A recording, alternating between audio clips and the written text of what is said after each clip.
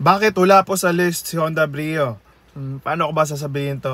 Tara, pag-usapan natin. So I actually get this question a lot, no, sa mga list natin of top affordable cars that I could recommend to you. Palagi po siyang hindi ko nasasali. And why? Because to be honest, medyo may kamahalan po siya being a hatchback. Let's just be clear. Sa hatchback segment kasi, ideally para sa akin lang, 700,000 pesos lang yung gusto ko na budget para doon. If nasa 800,000 na tayo, I would like to recommend na crossovers, yung mini SUV crossovers or sedan.